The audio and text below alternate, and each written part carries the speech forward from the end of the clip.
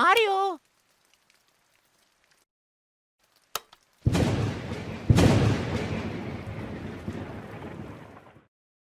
Hey guys, and welcome back to another Lost Bits video right here on TetraBitGaming, the series where we explore the unused, scrapped, and unseen content in gaming.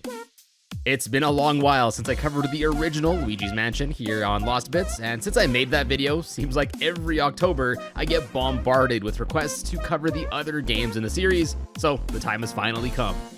And thankfully, I don't have to take on all the creepy ghosts alone, as I'm playing co-op this video with my good pal and fellow Minus World member, SwankyBox. Hey guys, SwankyBox here. In this video we'll be covering not one, not two, but all three iterations of Luigi's Mansion that haven't yet appeared in a Lost Bits video. And really quick, if you're enjoying these videos, consider subscribing. New subscribers help the channel grow every day, and you can always change your mind. Thanks. So, who you gonna call? Wait, that's the wrong series. Go grab your poltergust. It's time to head back to the mansions and find some lost bits. Alright, so I guess let's go in timeline, chronological order, and start things off with the 3DS remake of the original GameCube Luigi's Mansion. Since this is a remake of the GameCube version, unsurprisingly, most of the unused content that's left over in this game is a remnant from the original. So first, there are several bits of unused audio here that were also left over unused in the original. These files include Professor Egad laughing, an unused audio file of Luigi screaming, and the melody heard at the end of the trailer for the original game from E3 2001.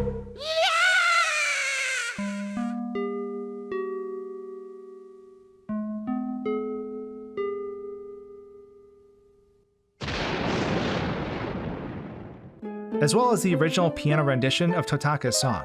For those that don't know, Kazumi Totaka is a composer that has written music for a number of Nintendo games, and his famous jingle is often hidden in many games. Here, his piano version was hidden a bit too well, as it's never normally heard.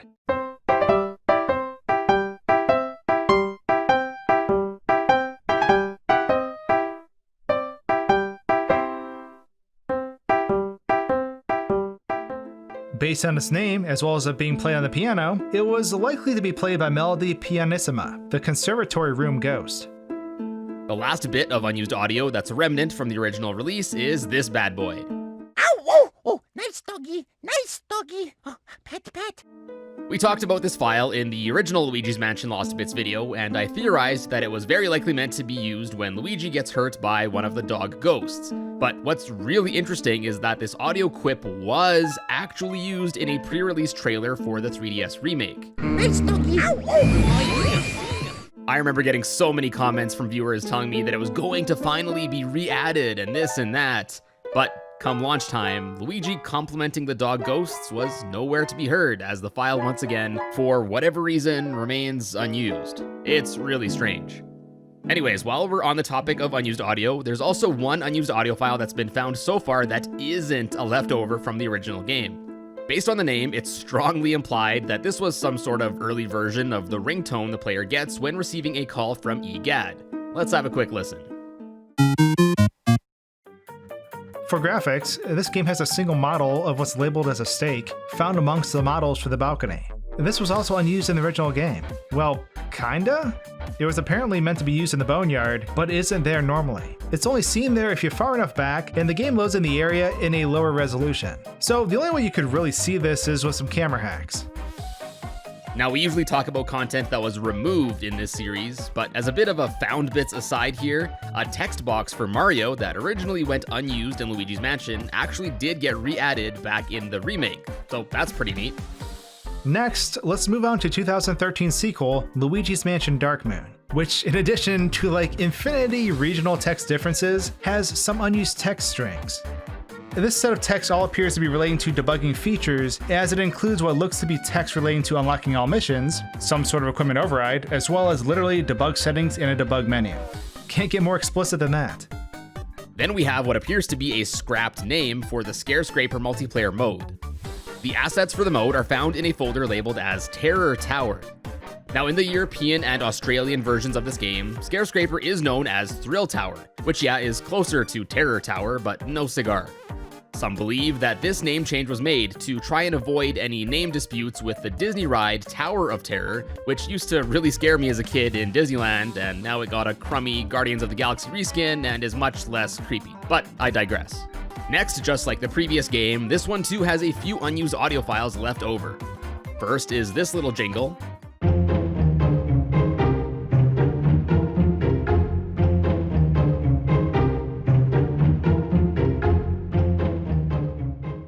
Then there's a faster-paced remix of the Big Boo Boss music.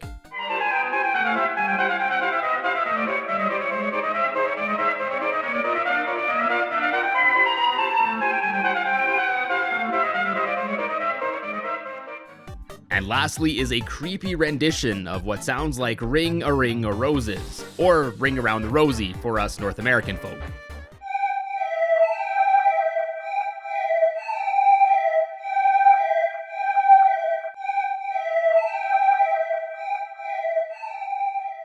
What's more interesting is that this audio was actually repurposed in the Luigi's Mansion arcade game, fittingly during the Three Sisters fight. The Three Sisters also appear in Dark Moon, so it's entirely plausible that this track was once intended to be used at some point during their encounter as well.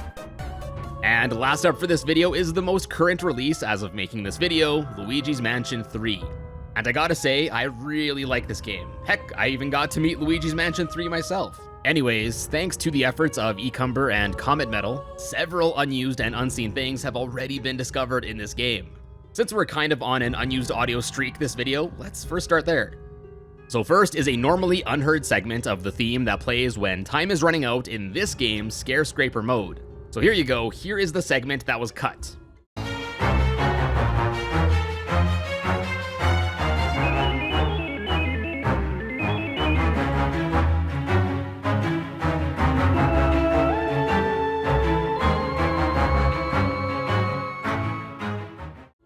Normally, when the tune reaches this point, it transitions to a different track, leaving this section unused. The other notable unused audio file is a really basic sample of the Luigi's Mansion theme.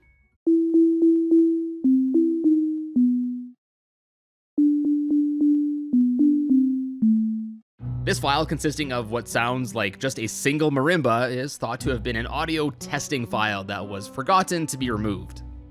Moving on, if you're getting sick of audio stuff, we actually have some more unused graphics. First are two unused developmental textures. The first is scaling texturing, measuring in a whopping 10 meters squared. So each side measures at the square root of 10, thus making each little square a tenth of that length. Kind of a weird scaling metric. I guess it's kind of close to an imperial foot?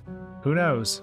Then, next, kind of similar is this checkered texture with a number 512 on each tile. This texture is found amongst the files for the penthouse, and although it's currently unclear exactly what the intentions of it is, it's believed it could have been used for UV mapping, that being the process of projecting a 2D image onto a 3D model, which would make sense because 512 by 512 is a more common, high-resolution texture size.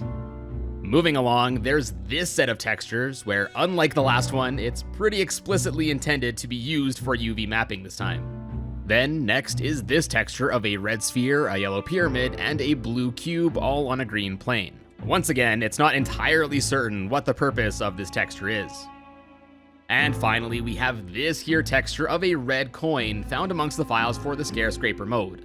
While red coins were used in the Luigi's Mansion Dark Moon's version of the mode, they never ended up being implemented in Luigi's Mansion 3, and I guess this texture might suggest that they were once at least considered to be included here too.